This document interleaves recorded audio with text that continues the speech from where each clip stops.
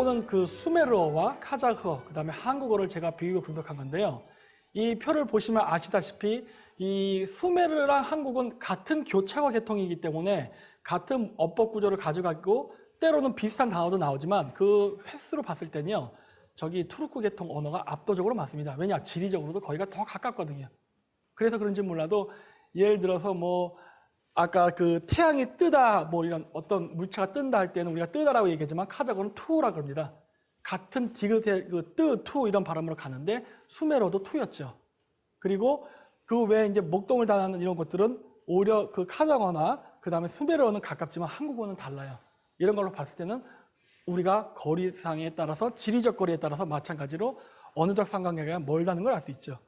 하지만은 뭐 그렇다 해서 완전히 다른 건 아니고 아까도 얘기했듯이 저기 보면은 어느 쪽 방향 이쪽 저쪽 할 때는 수메르는 자그인데 그게 카자흐에서는 자크입니다. 우리는 쪽이라 그러죠. 그리고 저기 제비를 가슈라 얘기했는데 거기 카자흐에서는 카르가슈라고 발음하고 에덴이란 건 동산을 뜻하는데 수메르에서 에덴은 동산, 물론 카자흐에서도 에덴은 동산을 뜻합니다. 그 다음에 뭐 숫자 열은 수메르 우, 카자흐 온, 우리는 열. 비슷하지만 좀 전 다르다 봐요. 왜냐하면 우리 숫자가 100이 온이거든요. 그래서 이 경우는 발음은 비슷하지만 조금 상관관계는 떨어지지 않나 보는데 어쨌든 그러한 유사성이 있고 그 다음에 그 외에도 뭐 캔이란 건 넓은이라는 소리예요. 저기서 나오는 한자가 아마도 광일 겁니다. 광. 광과 캔은 아마 같은 언어를 가질 거예요. 근데 그게 이제 수메르에서는 캔 그리고 우리는 큰 혹은 넓은 해서 비슷하게 발음들이 가는 것도 있고 안 가는 것도 있는데 그 가지수로 봤을 때는 역시 투르크어가 더 가깝다.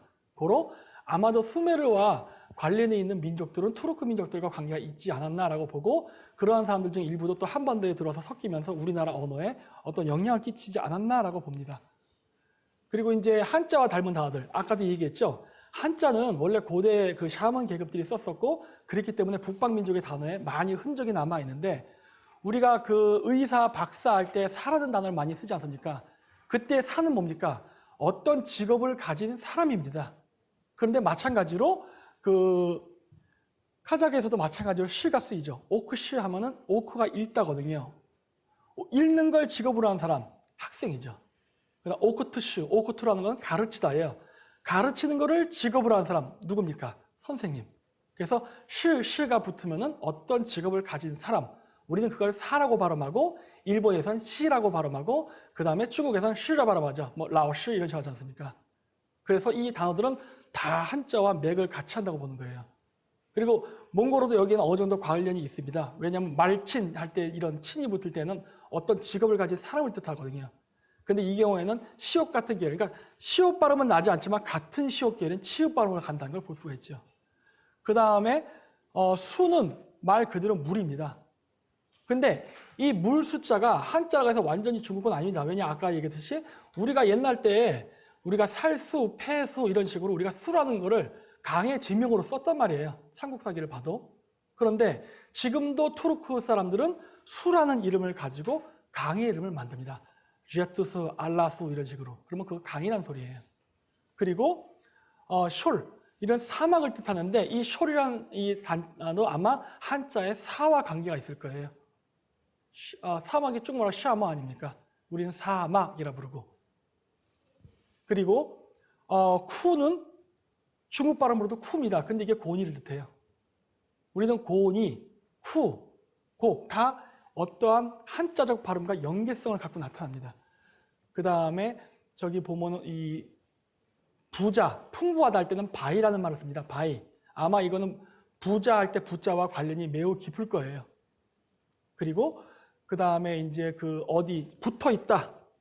우리 접하다는 말도 많이 쓰잖아요. 카자흐어는 잡수릅니다.